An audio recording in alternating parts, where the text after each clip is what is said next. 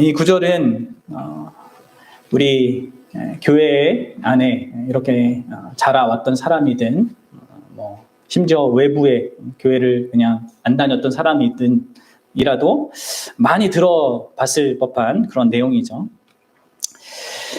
우리가 계속해서 한 2주 전부터 이 말씀을 살피고 있는데요. 여러분들에게 이 말씀은 지금 어떤 의미인지 좀 한번 다시 좀 생각을 해보셨으면 좋겠습니다. 여러분들이 정상적인 신앙생활을 하고 있다면 이 구절의 의미가 여러분들에게 1년 전보다 2년 전, 3년 전보다 좀 더 풍성해지고 좀 더 자신의 마음에 깊은 감동이 되고 또 자기의 삶에 영향을 미치도록 이게 커져가는 그 의미로 이해될 것입니다. 근데 그게 아니라 내가 그냥 소위 얘기해서 종교 생활하고 있잖아요. 그러면요, 이거는 그냥 암송만 하고 지나가는, 나는 그냥 이 내용을 암송했어 하고 지나가는 그런 내용일 것입니다. 그럼 어떻습니까? 이 구절이 갖고 있는 그 풍성하고 이 엄청난 그 깊이 있는 그 의미를 나는 얼마나 이해하고 알고 있다고 생각하십니까? 여기서 얘기하는 이 하나님이라는 이 단어 하나에 담고 있는 그 의미, 그 하나님이 어떠한 분이신가에 대한 이 의미, 여기서 말하는 이 멸망이라는 것의 그 정말 비참함, 이런 것들이 여러분들에게 더 생생해지고 있습니까? 그게 내가 그러한 나의 이러한 이해, 이 깊이가 내가 신앙생활을 제대로 하고 있는 것입니다. 근데 이거에 대한 감각이 그냥 나 암송했어, 알고 있는 거야, 이렇게 하고 지나가는 사람은요, 좀 문제가 있는 겁니다. 그 사람은 정말 자신을 돌아봐야 하는 거예요. 오늘 우리가 다시 한번 보는 이 본문은요, 우리에게 아주 중요한 복음의 사실들을 얘기해 준다고 했죠. 크게 4가지를 말해 준다고 했어요. 먼저는 우리 모든 인생들이 멸망하는 그 상태에 있기 때문에 이 상태에 대한 것을 이 본문이 말하고 있다는 것이죠. 우리 모두가, 모든 인생들이 하나님의 원수이고 그로 말미암아 하나님께 멸망받아야 되는 그 상태, 하나님의 진노 아래 있는 상태를 말해주고 있다, 전제하고 있다라고 했습니다. 이게 첫 번째 사실이고, 두 번째 사실은 바로 이 멸망이라는 비참한 이 상태를 갖고 있는 우리를 바로 하나님께서 사랑하셔서, 놀랍게도 사랑하셔서, 우리에게 뭐가 사랑받을 만한 뭐가 있는 것이 아니라 하나님 자신에게로부터 그 나오는 그 사랑으로 말미암아 독생자를 주셨다는 거예요. 가장 소중한 그 아들을 주셨다는 것입니다. 이게 우리가 이제 지난주에 살펴봤던 거고요. 세 번째는 뭡니까? 바로 이 하나님의 그 놀라운 그 위대한 사랑, 이 사랑을 실제적인 것으로 내가 소유하는 것은요, 그래야 해서 멸망에서 벗어나는 것은 여기서 말하듯이 그를 믿는 거입니다. 그를 믿는 거. 예수 그리스도, 하나님의 아들이신 그 예수 그리스도를 믿는 거다. 그리고 네 번째는 그리스도를 그 믿는 것의 그 결과가 영생이다라고 하고 있습니다. 오늘 우리가 생각해 볼 것은 바로 이 세 번째 사실입니다.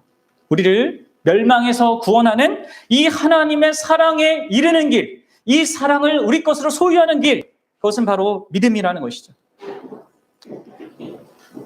믿음은 우리의 영혼과 하나님의 사랑 사이의 중요한 연결고리입니다. 여러분들, 믿지 않으면요, 하나님의 사랑을 잃어버리고요, 하나님의 진노 아래 여전히 머무는 인생이 되는 것입니다. 요한복음 3장 16절을 잘 보셔야 돼요. 하나님은요, 모든 자들이 아니라 믿는 자들이 멸망하지 않도록 여러분들 세상을 사랑하셨어요. 하나님의 사랑은 세상 전부를 구원하기에 충분하지만, 그 정도로 큰 사랑이지만, 하나님의 그 사랑은 오직 믿는 자들에게만 효과를 나타내는 것입니다. 하나님의 이 사랑은 온 세상을 구원하는 것이 아니라 실제로 그 사랑을 믿는 자들만 구원합니다. 하나님의 사랑을 믿지 않는 사람, 하나님이 사랑하셔서 그 아들을 보낸 그것을 믿지 않는 사람에게는요, 그런 효과가 없어요. 따라서 여러분들, 믿음은 절대적으로 필수적인 것입니다.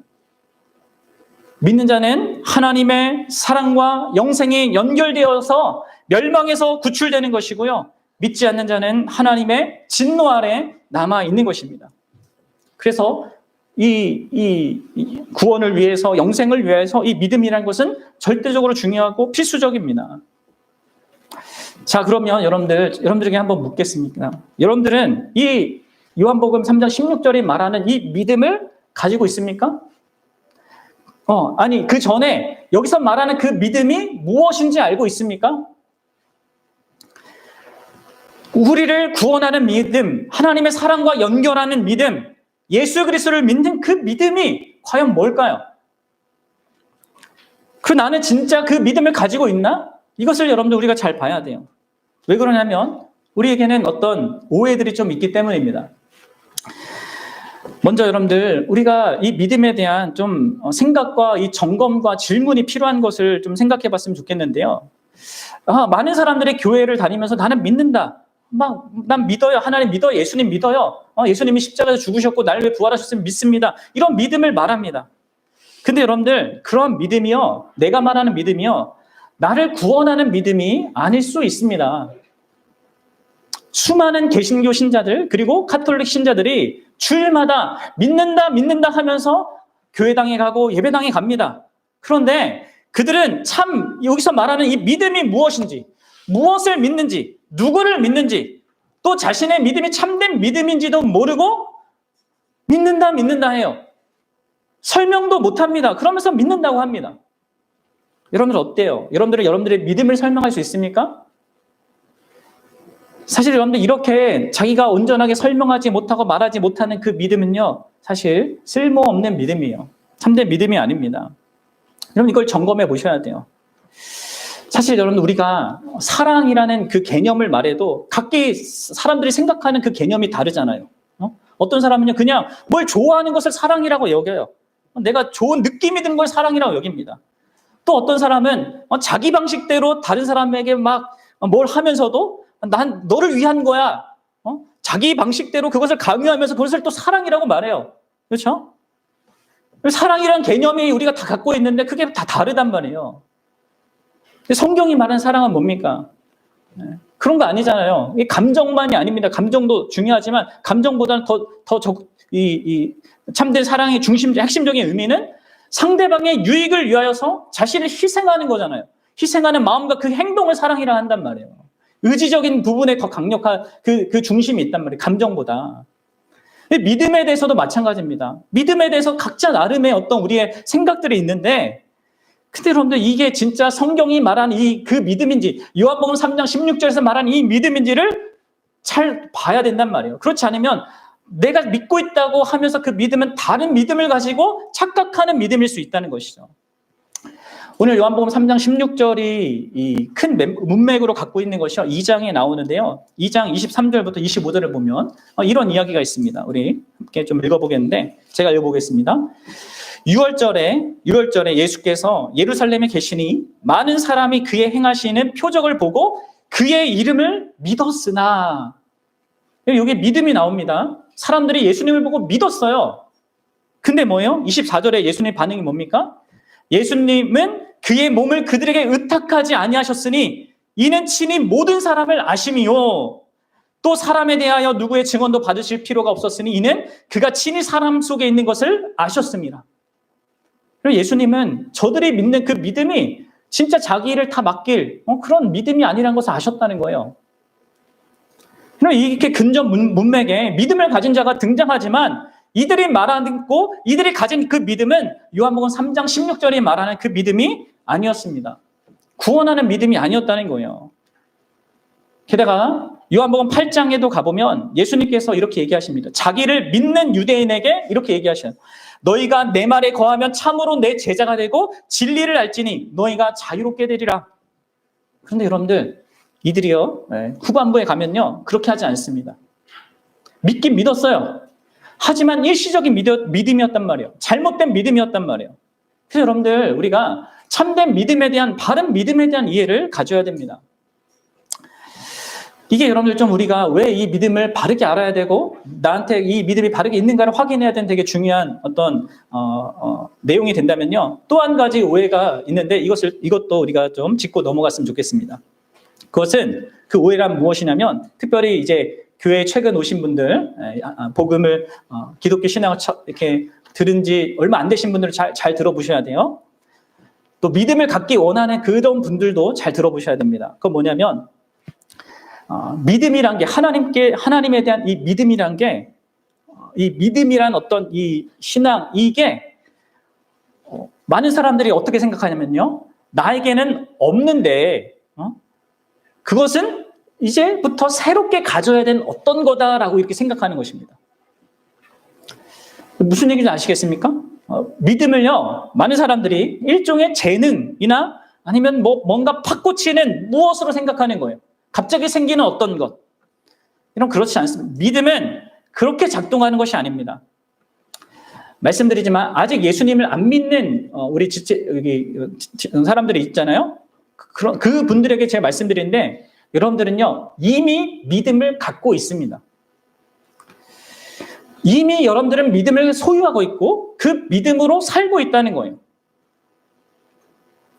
여러분, 모든 인생들은 근본적으로 믿음을 갖고 있고 믿음으로 생각하고 믿음으로 말하고 믿음으로 행동합니다. 여러분, 이거 아십니까?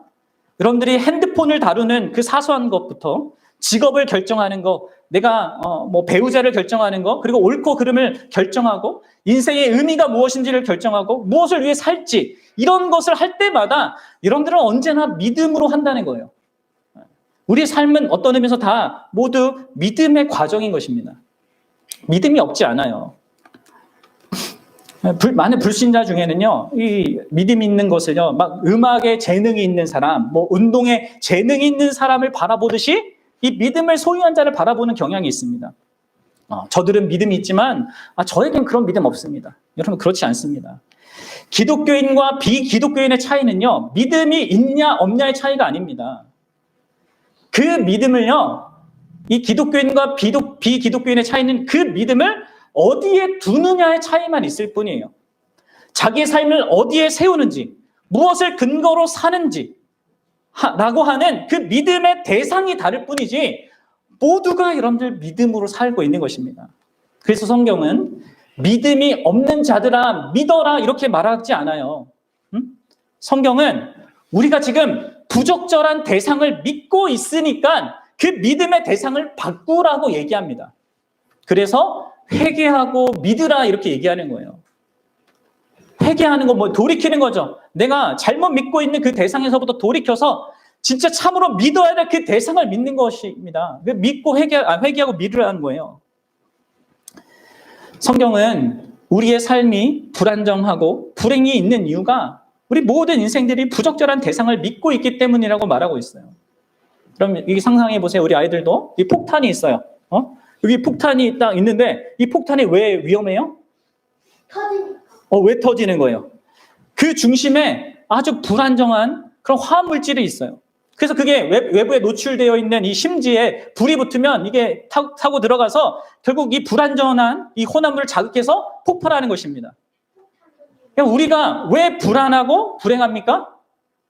그것은 우리 외부의 그 자극으로 터질 수 있는 어떤 불안정한 화합물이 우리 안에 있기 때문입니다. 그 불안정한 무엇이 그게 뭡니까? 바로 여러분들이 믿는 거예요.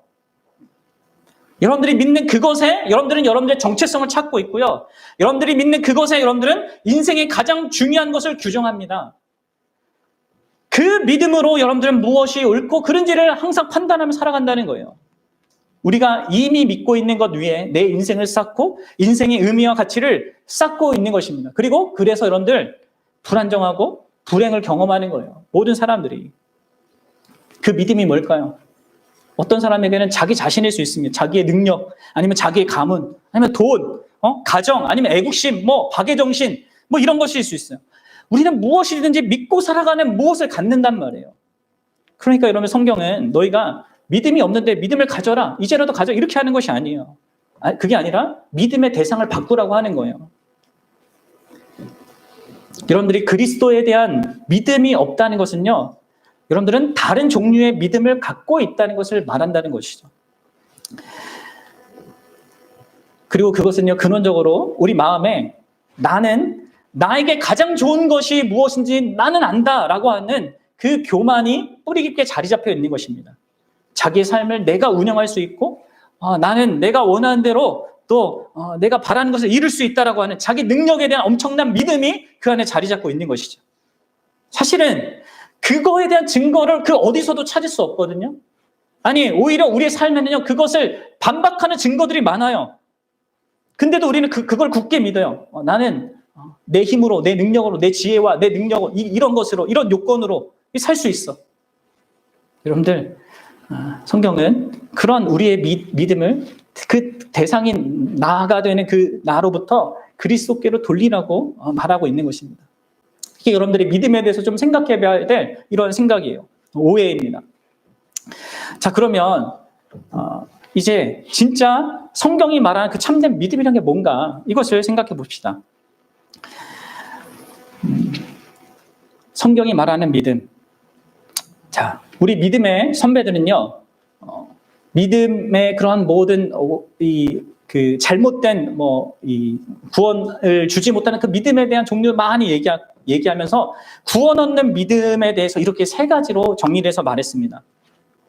세 가지가 반드시 내가 갖고 있는 이 믿음에 결부되어 있어야 됩니다. 여러분 이걸 잘 자기의 믿음과 살펴보세요. 하나는 뭐냐면 지식입니다. 그리고 다른 하나는 동의예요. 그리고 세 번째는 신뢰입니다. 이걸 달리 얘기하면 첫 번째는 이해하는 겁니다. 두 번째는 확신하는 거예요. 그리고 세 번째는 헌신하는 것을 말합니다. 그러니까 믿음은 믿음이라는 이 통이 있다면, 믿음이라는 어떤 통이 여러분들 있다면 지식이 맨 밑에 이렇게 오고요. 그 다음 동의가 오고 그 다음 신뢰가 쌓임으로 이렇게 믿음이 완성되는 것입니다. 그러니까 사실 믿음의 실제는 더 복잡하지만 쉽게 보자면, 쉽게 가장 간단하게 설명하자면 그렇다는 거예요. 그래서 여러분 아셔야 돼요. 믿음은 언제나 이해에서부터 시작합니다. 그리고 그 다음에 그것을 동의하는 대로 나아가고 그 다음에 그것을 신뢰한 것, 곧 내가 그것에 헌신하는 것으로 완성이 되는 거예요. 그리고 여러분 이러한 믿음은 아까도 제가 앞서 말했듯이 항상 우리가 뭔가를 할 때 발견되는 내용입니다. 여러분 생각해 보세요. 여러분들이 수술을 받아야 되는 큰 병에 걸렸다고 생각해 봅시다. 여러분들이 어떻게 외과 의사를 찾아요? 언제나 그렇게 하기 위해서는 뭐가 필요합니까? 이성이 작동해야 돼요. 신뢰할 수 있는 사람으로부터 추천을 받아야 됩니다. 그렇죠? 그러면서 어떤 의사가 제일 좋은지 이렇게 증거를 막 이렇게 검토해야죠. 이게 서로 상충되는 그런 주장을 정리하고 이런 나의 형편에서 가장 적합한 의사가 누구일까를 결정합니다. 이게 여러분 합리적인 과정이에요. 여기에 이성의 작용이 있는 것입니다. 섣불리 우리는 결론을 내리지 않아요. 생각을 하죠. 이게 여러분들 믿음의 첫 번째 그 행위인 거예요. 믿음을 생각하는 것입니다. 그리고 여러분 두 번째로 우리가 어떻게 합니까? 이 의사를 내가 이 사람 나한테 잘 적합하겠다 이런 결정 이렇게 찾았다면 결정을 내려야죠. 이 의사를 내가 선택하겠다라고 하는 그거에 대한 동의를 해야 됩니다. 근데 여러분 이러한 동의는 어떤 의미에서 확률에 근거한 거죠. 아직은 확실히 알 수가 없어요. 그렇죠? 근데 동의하고 확신하는 데까지 가는데 아직은 확인할 수 없어요. 그 다음에 반드시 해야 될 일이 있어요. 그게 뭐예요? 그렇게 동의한 것을요, 그 동의한 대상에게 나를 맡겨야 돼요. 그래야지만 그게 완성이 되는 거예요. 그 수술하는 그 의사에게 나를 취약하게 만들어야 되는 거죠. 수술대 위에 나를 놔야 돼요. 그때에서야 알게 되는 거죠. 뭘요? 이 의사가 진짜 정말 훌륭하고 유능한 의사인지, 진짜 나를 고칠 수 있는 그런 의사인지, 나는 고침 받았는지, 그래서 이게 이러한 과정 속에서 되어지는 거라는 거죠. 그러면 이게 우리가 일반적인 삶의 상황 속에서 기본적으로 뭔가를 선택하고 결정하고 우리가 행할 때 사용되는 이 믿음의 방식이란 말이에요. 이게 마찬가지예요. 우리의 신앙에서도 마찬가지입니다. 예수님에 대한 믿음에서도 마찬가지예요. 먼저는요, 분명한 지식이 있어야 됩니다. 믿음은 막연하게 믿는 것이 아닙니다. 그냥 있다고 그냥 치자, 그냥 덮어놓고 믿자. 그건 기독교 신앙이 아닙니다. 참된 믿음은 명확한 내용이 있어야 되는 거예요. 어떤 사실을 알아야 믿을 수 있는 거 아니겠습니까? 그래서 성경은 뭐라고 얘기합니까? 믿음은 들음에서 난다 이렇게 얘기해요. 로마서 10장 14절인데 보십시오. 그런즉 그들이 믿지 아니하는 자를 어찌 부르리요? 듣지도 못한 이를 어찌 믿으리요? 전파하는 자가 없이 어찌 들으리요? 들어야 되는 진리를, 하나님의 진리의 말씀을 들어야지만, 그것을 이해해야지만 그걸 믿을 수 있다라고 얘기하고 있단 말이에요. 진리를 올바르게 참되게 이해하는 것이 먼저라는 것이죠. 따라서 여러분들, 진짜 참된 믿음이 있는 사람은요, 이 지식이 있는 것입니다. 어떤 지식? 성경이 말하는 대로, 성경이 우리에게 계시하고 있는 대로 우리 인생이 다른 사람 볼 때는 다 그냥 멀쩡한 것 같아 보여도 성경이 계시하는 대로 멸망이라는 실제가 나한테 있구나. 내가 죄인이구나. 죄로 말미암아 하나님 앞에 원수이구나. 이런 나에 대한 성경이 계시하여서 알려주는 그 지식에 대한 이해가 먼저 있어야 된다는 거예요. 그런데 이러한 우리의 상태는 분명하게 드러나죠. 우리가 십계명도 매번 우리가 매주마다가 암송하지만 그 십계명을 암송하면서 우리가 발견한 거 뭡니까? 우리가 진짜 거기에 10개 중에 단 한 개도 제대로 지키는 게 늘 없다는 것을 발견하잖아요.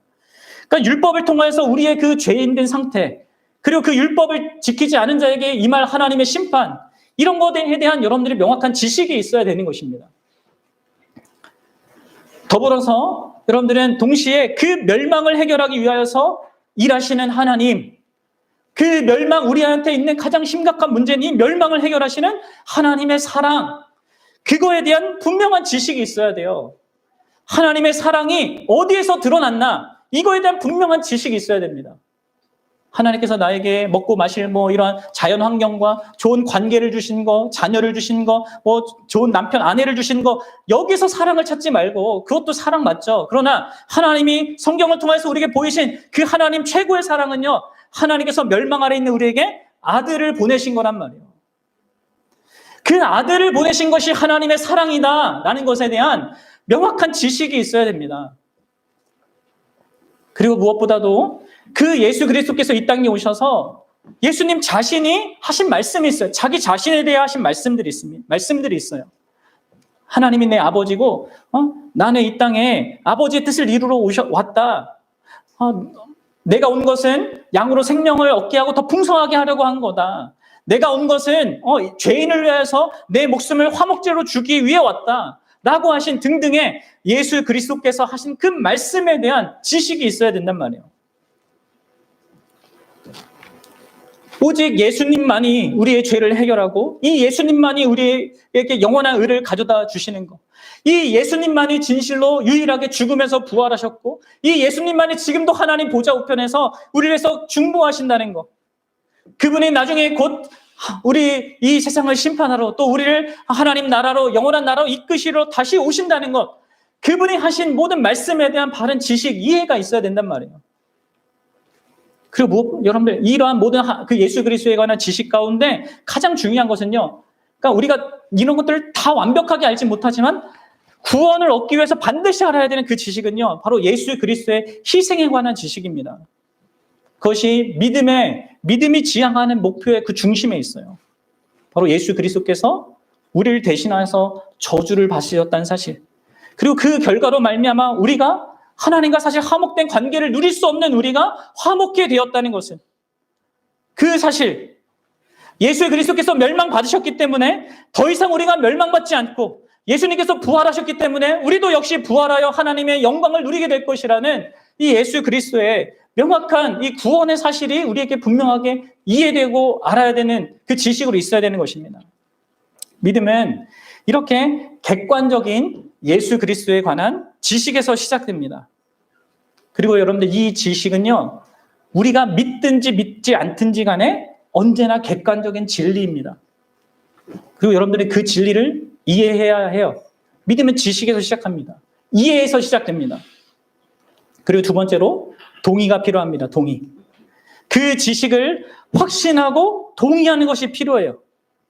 참된 믿음, 구원하는 믿음을 위해서는요, 이 성경 진리에 대한 지식을 습득하는 걸 넘어서 그 지식이 진실하다, 진짜 참이다라고 동의하는 단계까지 나가야 한다는 거예요.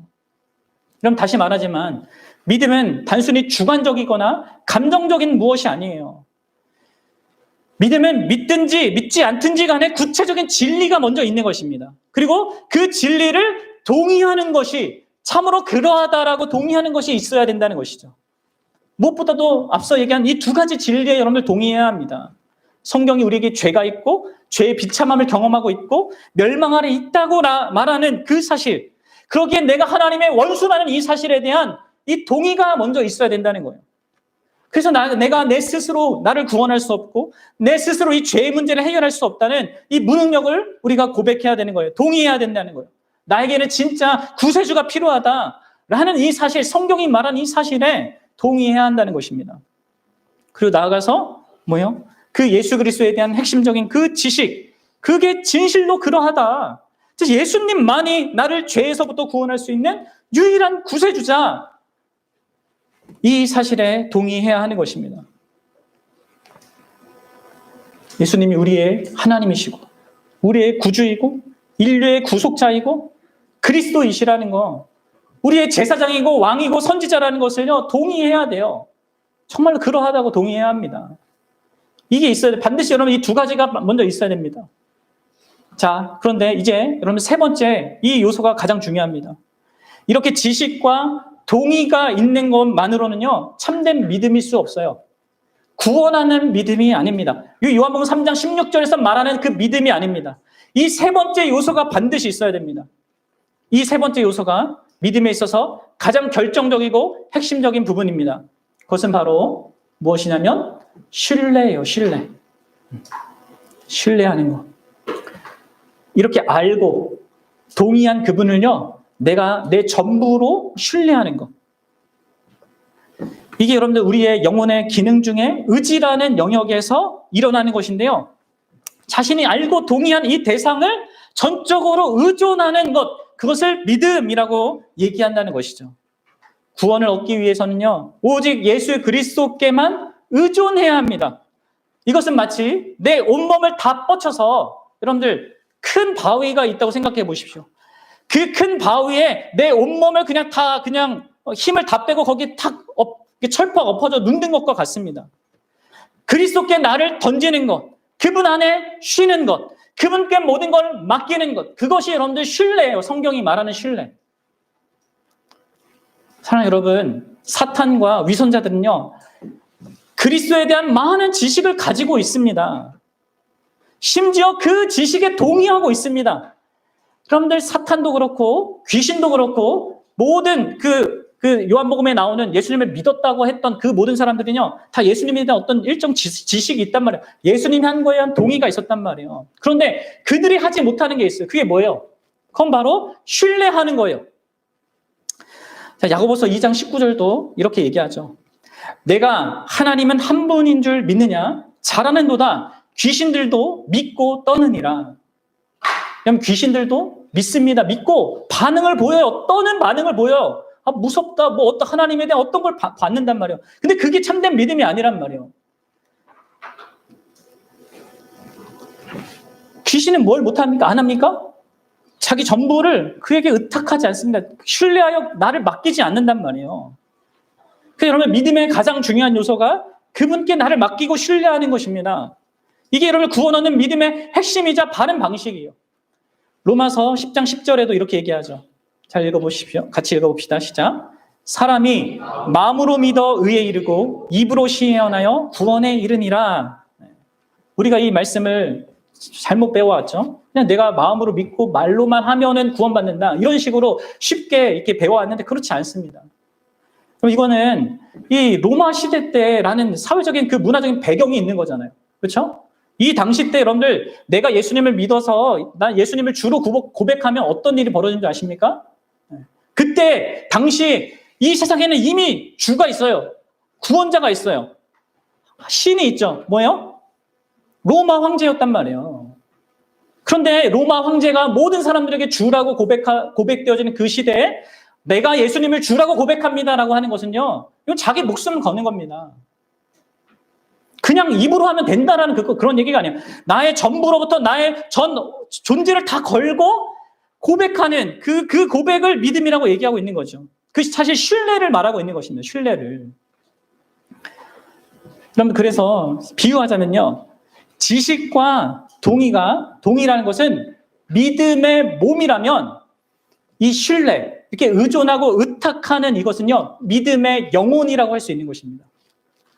그래서 여러분, 신뢰 없는 지식과 동의는 시체에 불과한 거예요. 참된 믿음이 아닌 것이죠.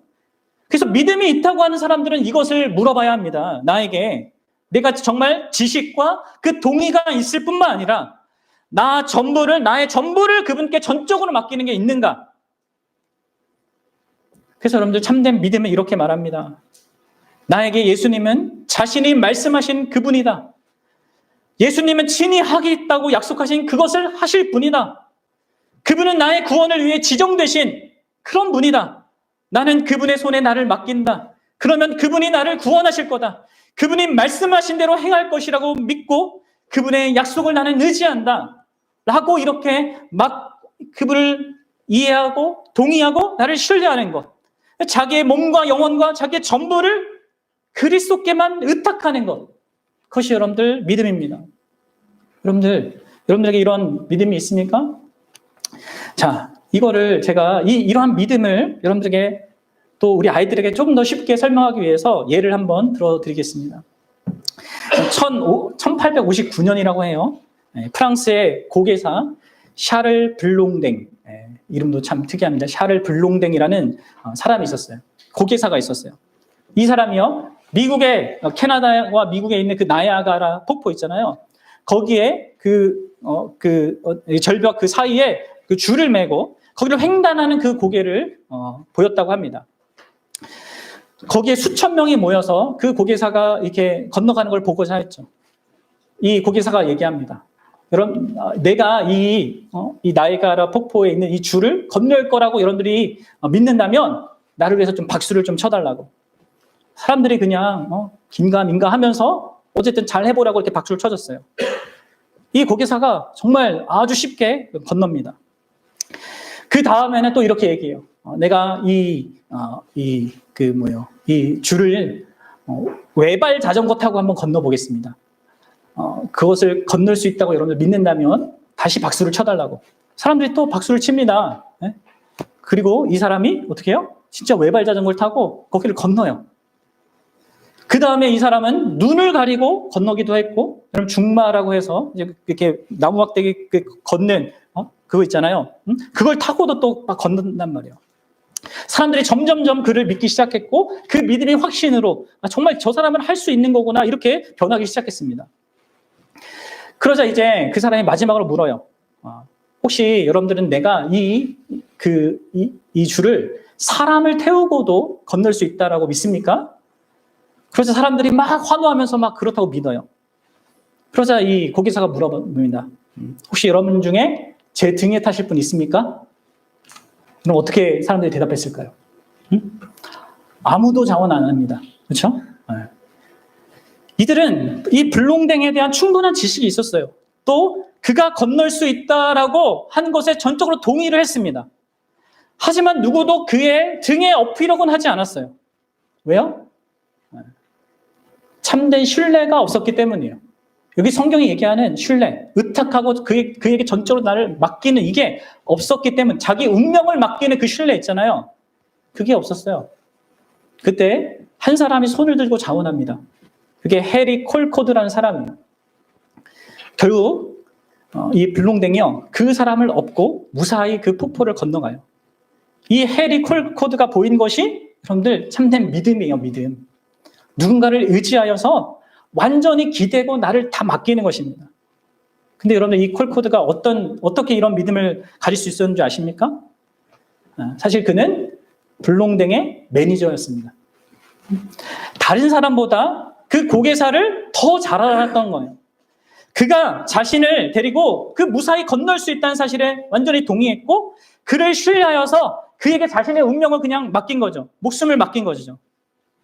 이게 여러분들, 이게 믿음이라는 거예요.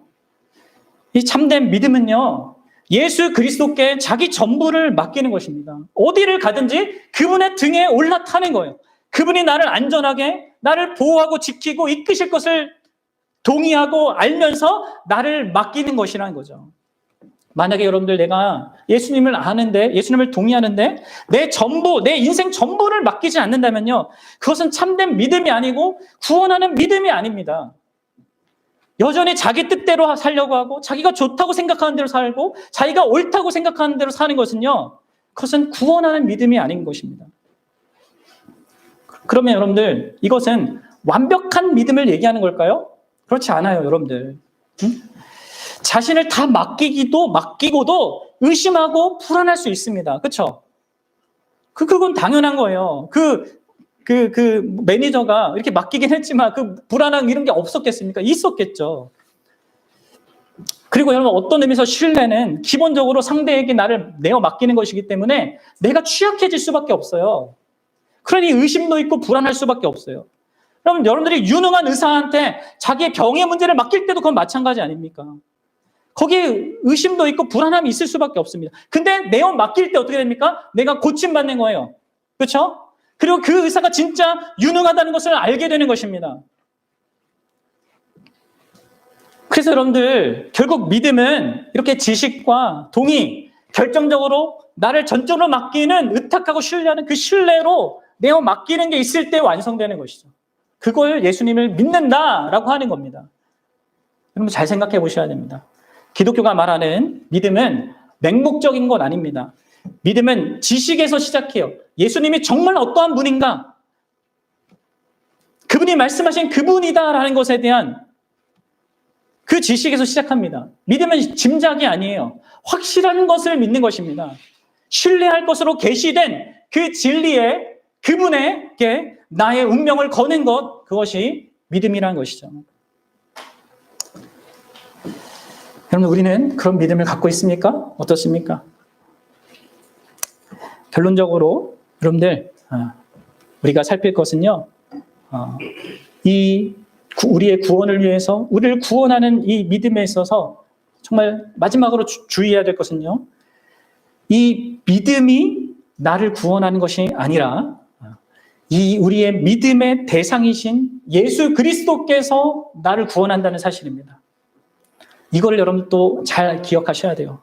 내가 이 절대적이고 필수적인 믿음을 소유해야 되지만 이 믿음이 날 구원하는 것이 아니라 이 믿음의 대상이신 그분이 날 구원한다는 것이죠. 그 대상에 대한 바른 지식과 동의, 그 결과 나를 맡길 때 나를 구원하는 것은 이 참된 믿음, 구원하는 이 믿음이 아닙니다.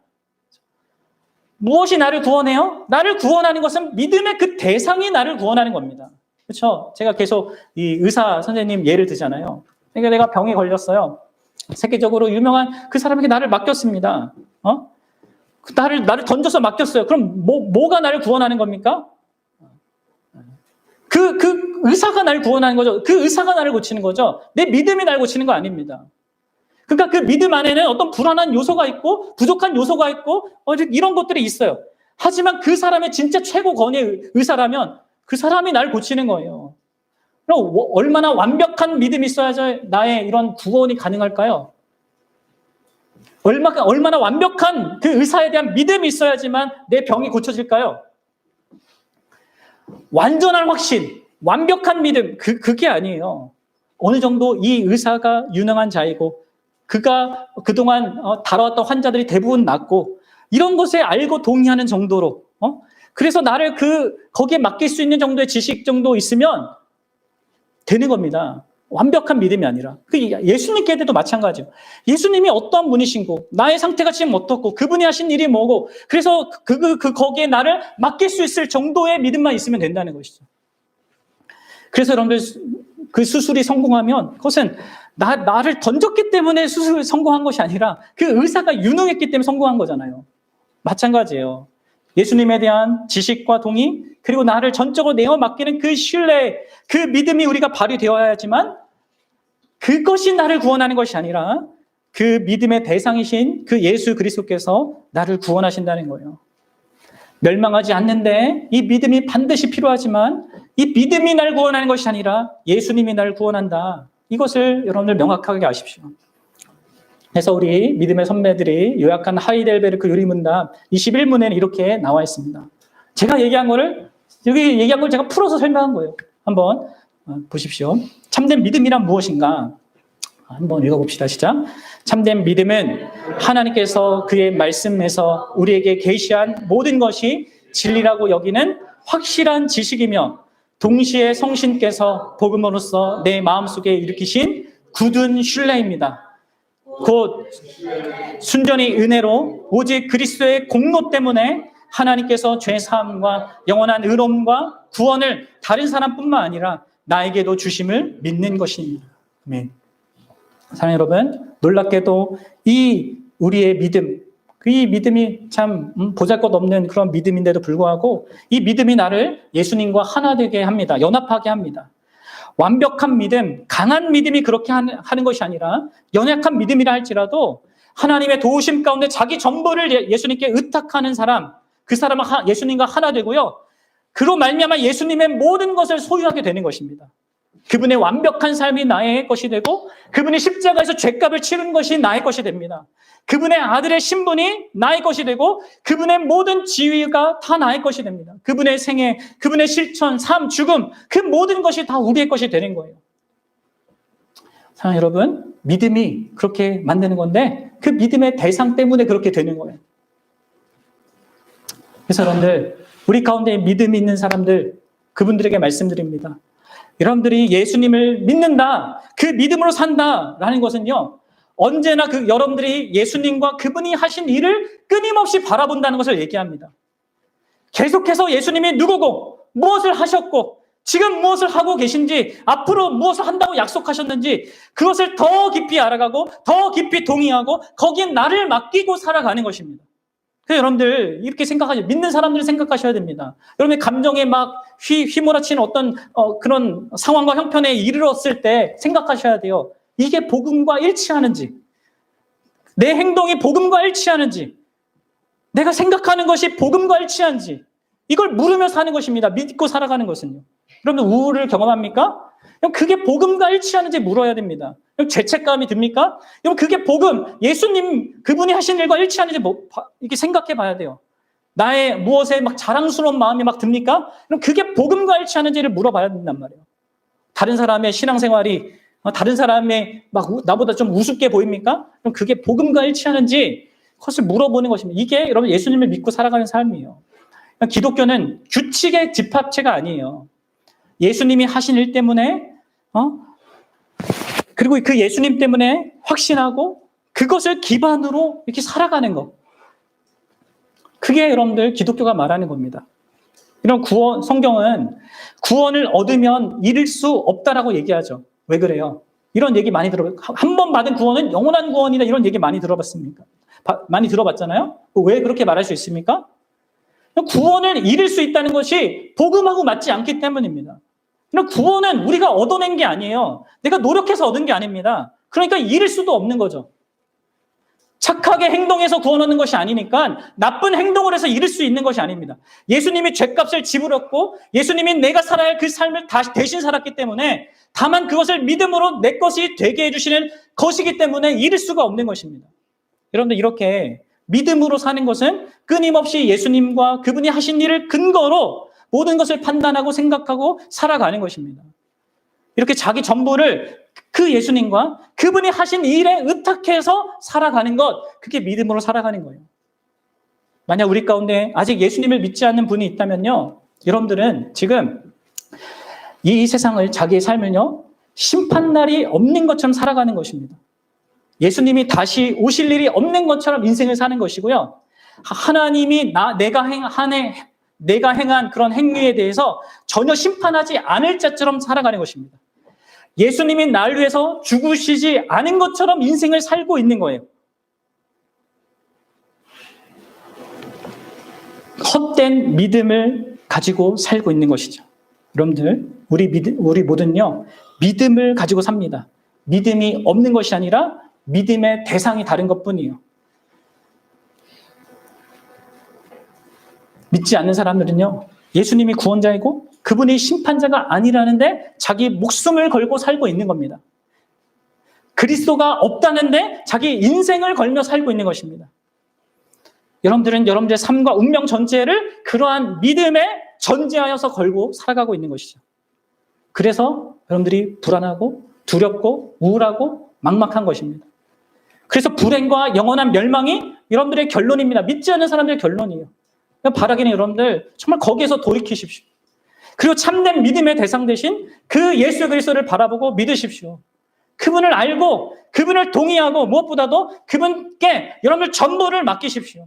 여러분 그게 더 합리적인 것입니다. 그게 진짜 이성적인 것입니다. 하나님이 살아 계시다면 정말 그거 합리적이고 진짜 그게 바른 거예요. 그것을 위해서 여러분들은 여러분 자신을 취약하게 해야 합니다. 맡긴다는 건 그것입니다. 그분께 자신을 맡겨서 그렇게 나를 드려야 됩니다. 그럴 때 여러분들 진짜 하나님이 하나님이라는 거, 진짜 예수님만이 우리의 구원이라는 것을 더 확실히 알아가게 되는 것이죠. 그게 여러분 참된 믿음의 시작이고요. 그런 방식으로 우리의 믿음이 참된 믿음이 자라가는 것입니다. 바라기는 저와 여러분들이 진짜 성경이 말하는 이 참된 믿음을 소유하고 알고 그것을 영위한 자로서 또 그것을 정말 올바르게 이렇게 성장시켜 갈 수 있는 그러한 하나님의 사람들 되기를 간절히 축복합니다. 같이